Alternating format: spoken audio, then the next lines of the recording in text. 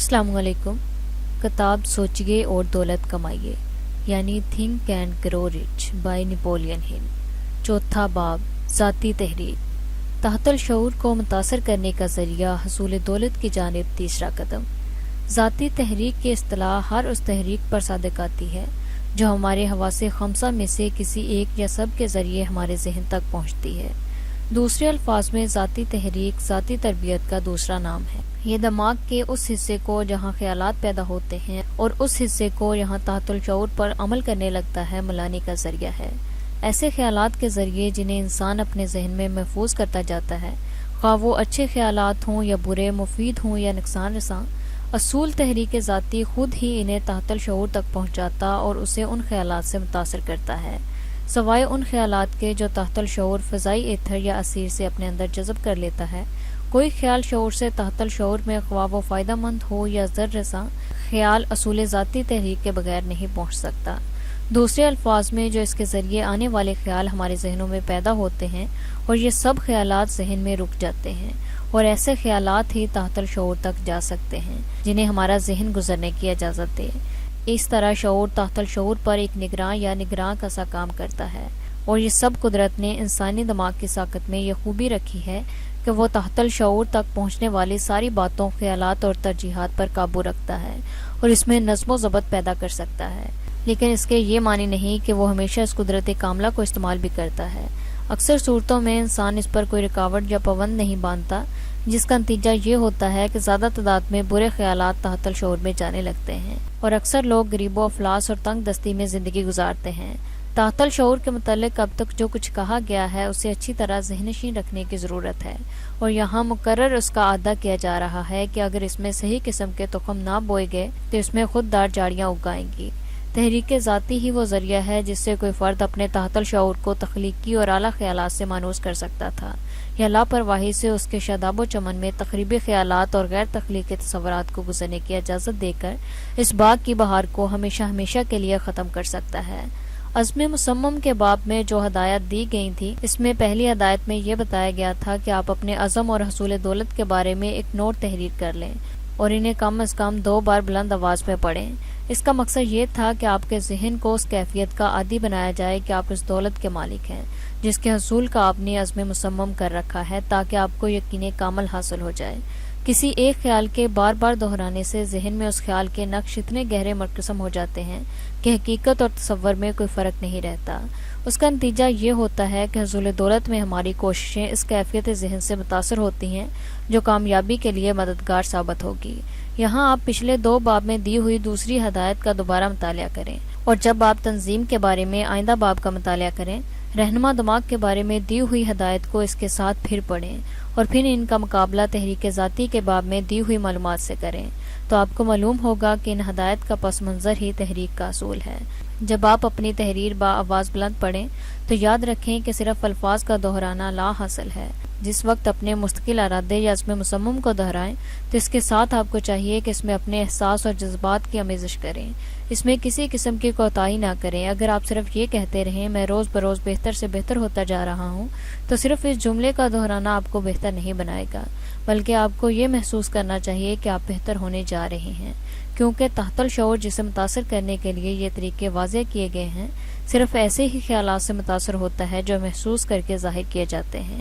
یہ اتنا اہم اصول ہے کہ کم و بیش ہر بات میں اس کا اعادہ کیا گیا ہے، کیونکہ اس کو پورے طور پر نہ سمجھنے کی وجہ سے اکثر صورتوں میں تحریک ذاتی سے متوقع فائدے اور نتائج حاصل نہیں ہوتے۔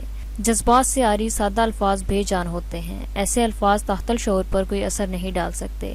تحت الشعور سے مفید نتائج حاصل کرنے کے لیے آپ کو چاہیے کہ آپ تحت الشعور تک اپنے خیالات کے اکان کا جذبہ بھی لیتے رہیں۔ اگر پہلی مرتبہ آپ اس کوشش میں ناکام ہوں اور اپنے خیالات کو جذبات اور احساسات سے نام لا سکیں تو آپ نا امید نہ ہوں۔ یقین رکھیں کہ بغیر کچھ دیے کچھ بھی حاصل نہیں ہو سکتا۔ آپ کو تحت الشعور تک پہنچنے اور اس کو متاثر کرنے کے لیے کچھ نہ کچھ قیمت ادا کرنی ہی ہوگی۔ اگر آپ چاہیں بھی تو بلا قیمت ادا کیے دھوکے سے اپنے خیالات تحت الشعور تک نہیں پہنچا سکتے۔ آپ کو قیمت بہرحال ادا کرنی ہی ہوگی۔ یہ نہ سمجھیے کہ اس کی قیمت بہت زیادہ ہے، اس کی قیمت ان دیے ہوئے اصولوں کا استقلال اور ثابت قدمی ہے۔ اس سے کم قیمت پر آپ یہ قابلیت حاصل نہیں کر سکتے کہ اپنے خیالات سے تحت الشعور کو متاثر کریں۔ اب آپ ہی اس کا اندازہ لگا سکتے ہیں جس قدر قیمت آپ اپنے مقصد کے لیے ادا کر رہے ہیں اس انعام کے مقابلے میں جو آپ کو اس سے حاصل ہوگی زیادہ ہے یا کم ہے۔ صرف عقل مندی اور چلاکی سے نہ تو دولت حاصل کی جا سکتی ہے اور نہ ہی اسے سنبھالا جا سکتا ہے۔ کچھ مثالیں ایسی ضرور ملتی ہیں جن میں اصول اور اوسط کی روح سے بعض لوگ ان ذرائع سے بھی متمول ہو جاتے ہیں، لیکن یہ اتنی کم ہے کہ ان کی زیادہ اہمیت نہیں۔ یہاں حصول دولت کے جو ذرائع اور طریقے بتائے گئے ہیں وہ ان مستثنیات کے متعلق نہیں ہے۔ علاوہ ازیں یہ اصول سب کے لیے برابر اثر رکھتے ہیں۔ یہاں کہیں ان اصولوں کے استعمال کے بعد بھی ناکامی دیکھی گئی ہے وہ اصول کی غلطی کی وجہ سے نہیں بلکہ اس شخص کا قصور پایا گیا ہے جو ناکام رہا۔ اگر آپ نے کوشش کی اور ناکام ہوئے تو آپ پھر کوشش کریں، اس پر بھی ناکام ہو تو پھر کوشش کریں اور کوشش کرتے جائیں یہاں تک کہ آپ کامیاب ہو جائیں۔ تحریک ذاتی کے اصول کے استعمال کی قابلیت کا انحصار اس پر ہے کہ آپ اپنی خواہش اور ارادے پر کتنا ارتکاز کرنے کی قوت رکھتے ہیں۔ آپ اس وقت تک اپنی خواہش اور ارادے پر اپنی ساری ذہنی قوتیں مرتکز کر دیں کہ یہ خواہش اور ارادہ آپ پر بھوت کی طرح سوار نہ ہو جائے۔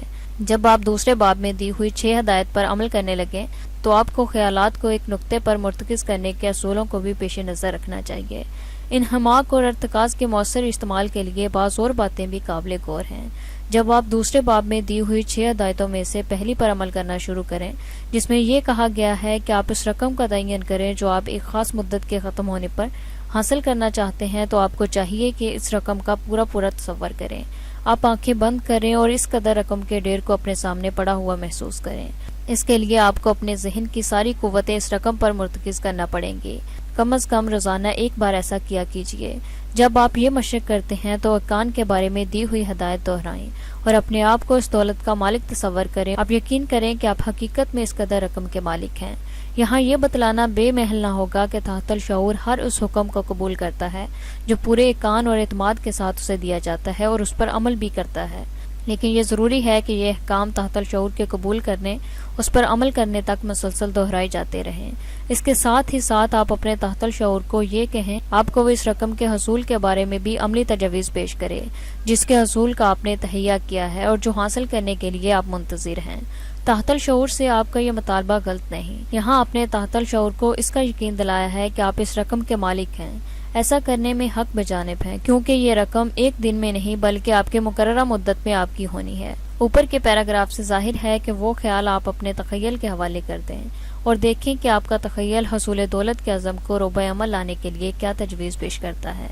حصول دولت کے لیے آپ کسی قطعی تجویز کا انتظار نہ کریں، آپ اس کے تعین کا بھی انتظار نہ کریں کہ آپ اس دولت کے معاوضے میں کیا دیں گے، اور پہلے اپنے آپ کو اس رقم کا مالک تصور کریں اور جب تک یہ رقم حقیقی طور پر آپ کے قبضے میں نہ آ جائے اپنے تحت الشعور سے اس کے حصول کی تجاویز کا مطالبہ کرتے رہیں اور ان تجاویز کے لیے چشمے برآ رہیں تاکہ جیسے ہی یہ تجاویز آپ کے پاس پیش ہو جائیں آپ ان پر عمل کرنا شروع کر دیں۔ آپ کو یہ غالباً معلوم نہیں کہ آپ تک یہ تجاویز کس طرح پہنچتی ہیں۔ آپ کا تحت الشعور سب سے زیادہ قابل عمل تجاویز آپ کے شعور کو بصورت الہام پیش کرتا ہے اور یہ آپ کی چھٹی حس کے ذریعے آپ پر ظاہر ہوگی۔ آپ اس کی کوئی تجزیہ نہ کر سکیں گے۔ اس الہام کو آپ خدائے برتر کا فضل کہیں تو غلط نہیں۔ آپ اس الہام یا اس تجویز کا احترام کریں اور ادب کے ساتھ نہایت خشوع و خضوع سے اس پر عمل پیرا ہوں۔ آپ کا اس کی جانب سے لاپرواہی برتنا یا ملنے والی ہدایت پر عمل نہ کرنا کامیابی کے لیے نقصان دہ ہے۔ دوسرے باب کی چوتھی ہدایت میں آپ سے کہا گیا تھا کہ آپ اپنے خواہش، ارادے اور عزم کو روبہ عمل لانے کے لیے ایک تجویز تیار کریں اور اس پر فوری عمل شروع کریں۔ اس تجویز پر عمل کرتے ہوئے آپ درجہ بالا ہدایت کو پیش نظر رکھیں۔ جب آپ حصول یا اجتماعی دولت کے لیے کوئی تجویز یا لاہ عمل مرتب کر رہے ہوں تو اسباب و خلل کے الجھاؤ میں یا استدلال کی جمیلیوں میں نہ پڑیں۔ آپ کا استدلال سرے سے ہی غلط ہو سکتا ہے یا ممکن ہے کہ آپ کی قوت استدلال کا حل اور سست ہے۔ اگر آپ نے اپنا سارا مستقبل صرف استدلال اور منطق کے حوالے کیا تو یقین جانیے یہ آپ کو اپنے ساتھ ناکامی اور ناامیدی کے بنور میں لے ڈوبے گا۔ جب آپ آنکھیں بند کیے اپنے آپ کو حاصل ہونے والی دولت کا خیال کر رہے ہوں اور ساتھ ہی ان خدشوں اور معاوضے کی چیزوں کا بھی خیال کریں جو آپ اس دولت کی قیمت کی صورت میں ادا کریں گے، یہ نہایت ضروری ہے۔ ہدایت کا خلاصہ یہ امر ہے کہ آپ اس کتاب کا مطالعہ کر رہے ہیں، یہ ظاہر کرتا ہے کہ آپ معلومات حاصل کرنا چاہتے ہیں۔ اس سے یہ بھی ظاہر ہوتا ہے کہ آپ اس مضمون کے طالب علم ہیں۔ اگر آپ صرف طالب علم ہیں تو ہماری ساری چیزیں جس سے آپ واقف نہیں اس کے متعلق آپ کو معلومات حاصل ہو جائے گی جو آپ اپنے اندر حلم و انکساری اور عجز کے احساسات جاگزی رکھیں، کیونکہ اگر آپ نے سوچ لیا کہ اس کتاب کی مندرجہ معلومات ایسی ہیں کہ آپ کو اس سے کچھ سیکھنا نہیں ہے، اگر آپ نے اس کتاب کو مندرجہ باز ہدایت پر عمل کرنے کا خیال کیا اور باقی پر عمل کرنے سے انکار کیا تو یقیناً آپ ناکام ہوں گے۔ اچھے نتائج کے لیے آپ کو ساری ہدایت پر یقین اور اعتماد ہونا چاہیے اور مکمل ایقان سے ہی اس پر عمل پیرائی ہونا چاہیے۔ دوسرے باب میں دی ہوئی 6 ہدایت کو اس باب کی دیگر ہدایت کے ساتھ ملا کر ذیل میں اس کا خلاصہ بیان کیا گیا ہے۔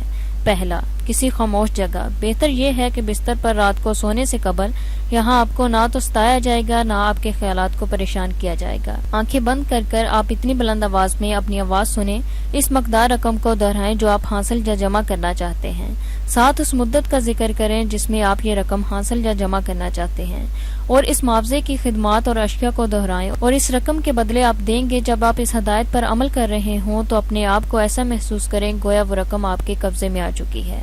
مثال، فرض کیجئے کہ آپ آج ہی 5 سال بعد 1 جنوری تک 5 لاکھ روپے کی رقم حاصل یا جمع کرنا چاہتے ہیں۔ اس کے معاوضے میں بحیثیت فروخت کنندہ آپ اپنی خدمات پیش کریں گے۔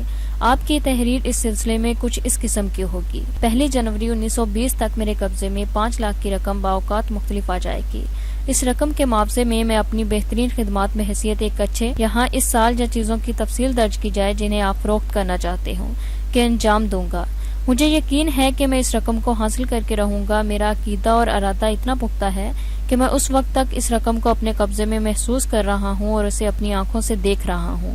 میں اسے اپنے ہاتھوں سے چھو سکتا ہوں یا مجھے اس وقت اتنے تناسب میں ملتی جائے گی جیسے جیسے میں اپنے فرائض ادا کرتا جاؤں گا۔ میں اس تجاویز اور لائحہ عمل کا منتظر رہوں گا جس کے ذریعے یہ دولت جمع کر سکوں گا، اور جیسے ہی یہ لائحہ عمل میرے سامنے آئے گا میں اس پر عمل کرنے لگوں گا۔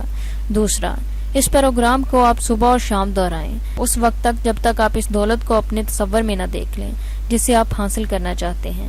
تیسرا، اپنی تحریر کی ایک نقل ایسی جگہ لٹکائیں جہاں آپ دن رات صبح جاگتے اور شام کو سوتے وقت اسے پڑھیں یہاں تک کہ آپ کو ازبر ہو جائیں۔ اس بات کو یاد رکھیں کہ جیسے آپ ان ہدایت پر عمل کر رہے ہیں اسی طرح آپ ذاتی تحریر کے قوانین اپنے تحت الشعور کو حکم دینے کے لیے استعمال کر رہے ہیں۔ یہ بھی یاد رکھیے کہ آپ کا تحت الشعور اس وقت ان احکام پر عمل پیرا ہوگا جب آپ اپنے خیالات کو احساس اور جذبات کی آمیزش کے ساتھ اس تک پہنچائیں۔ ایک کان تمام جذبات اور احساسات ہی سب سے اہم اور تخلیقی جذبہ ہے۔ اس سلسلے میں ایک کان کے باب میں دی ہوئی ہدایت پر عمل کیجیے۔ ابتداءً یہ ہدایت آپ کو اور وہم جیسی معلوم ہوگی۔ آپ اس بات پر پریشان نہ ہوں بلکہ اس پر عمل کرتے رہیں، خواہ آپ کو یہ کتنی ہی غیر حقیقی اور ناقابل عمل نظر آئیں۔ ایک وقت آئے گا جب اس پر حقیقی طور پر عمل کرنے والا یہ محسوس کرے گا کہ اسے اپنے اندر قوت اور اقتدار کی ایک نئی کائنات مل گئی ہے۔ ہر نئے خیال پر شک اور شبہ کرنا انسانی فطرت ہے، لیکن ان ہدایت پر عمل کرنے سے یہ پریشانی سکون اور شک و شبہ یقین میں بدل جائیں گے۔ یہ وہ وقت ہوگا جب آپ کہہ اٹھیں گے میں اپنی قسمت کا مالک اور اپنی روح کا ناخدا ہوں، اور اس وقت آپ ایسا کہنے میں حق بجانب بھی ہوں گے۔ فلسفیوں کا خیال ہے کہ انسان دنیا میں اپنی قسمت آپ بناتا ہے، لیکن ان فلسفیوں نے یہ نہیں بتایا کہ ایسا کیوں اور کس طرح ہو سکتا ہے۔ اس باب میں اس امر کی وضاحت کی گئی ہے کہ انسان کیوں اپنی قسمت اور خصوصاً مالی اعتبار سے اپنی تقدیر آپ بناتا ہے۔ انسان اس واسطے اپنے ماحول اور اپنی ذات پر قابو پاتا ہے کہ وہ اپنے شعور کے ذریعے تحت الشعور کو متاثر کر سکتا ہے، اور اس کے ذریعے خدا مطلق کا تعاون اسے حاصل ہو جاتا ہے۔ اس باب میں اس فلسفہ کی اہم کڑی کا مطالعہ آپ نے کیا، اور اگر آپ خیال حصول دولت کو حقیقت میں بدلنا چاہتے ہیں تو آپ کو اس باب میں دی ہوئی ہدایت پر مستقل ثابت قدمی سے متواتر عمل کرنا ہوگا۔ عزم مصمم کو دولت میں تبدیل کرنے کے سلسلے میں اصول تحریک ذاتی ایک ایسا اہم ذریعہ ہے جس کی مدد سے ہم اپنے تحت الشعور کو متاثر کر سکتے ہیں۔ دوسرے اصول اس تحریک ذاتی کے استعمال کے طریقوں کی وضاحت کرتے ہیں۔ اس خیال کو آپ اچھی طرح ذہن نشین رکھیں کیونکہ اس سے ہر وقت آپ کو احساس ہوتا رہے گا کہ ذاتی تحریک کا اصول اس کتاب میں دیے ہوئے طریقوں کے ذریعے حصول دولت کے خیالات کو حقیقی دولت میں تبدیل کرنے کے خیال میں ہمیشہ ممدوح معاون ہوتا ہے۔ ان ہدایت پر آپ اسی طرح عمل کریں جیسے بچے استاد کی باتوں پر کیا کرتے ہیں۔ اپنی کوششوں میں بچوں کا سا ایقان پیدا کیجیے۔ مصنف نے ان کے تحریر کرنے کے سلسلے میں اس امر کو بطور خاص لحاظ رکھا ہے کہ ان میں کوئی ناقابل عمل ہدایت شریک نہ ہو جائے، کیونکہ مصنف کا مقصد اس کتاب کی تحریر سے حقیقت میں ان افراد کی امداد ہے جو دولت کا خیال کر کے اس کے مالک بننا چاہتے ہیں۔ جب آپ ایک بار اس پوری کتاب کو ختم کریں تو پھر اس باب کو ایک بار اور پڑھیں تاکہ آپ نے ان ہدایت پر عمل کرنے میں کوئی امر ترک کر دیے ہوں یا نادانستہ کوئی بات رہ گئی ہو تو آپ اس کی اصلاح کر سکیں۔ نیز اس کے بعد اس بات کو ہر روز بآواز بلند پڑھیں اور اس وقت تک پڑھتے رہیں جب تک آپ کو ذاتی تحریک کے اصولوں پر پورا یقین نہ ہو جائے، جب تک آپ کو اس کا یقین نہ ہو جائے کہ اس اصول پر عمل کرنا آپ کے طے شدہ حصول کا ذریعہ بن سکتا ہے جس کی آپ نے تحت الشعور سے توقع کر رکھی ہے۔ اس باب کا مطالعہ کرتے جائیں اور اس عبادت یا جملے کو خط کشیدہ کریں جن کا آپ پر خاص اثر ہوا۔ ان ہدایت پر لفظاً عمل کرنا آپ کو کامیابی کے سارے رازوں سے آشنا کر دے گا۔ شکریہ۔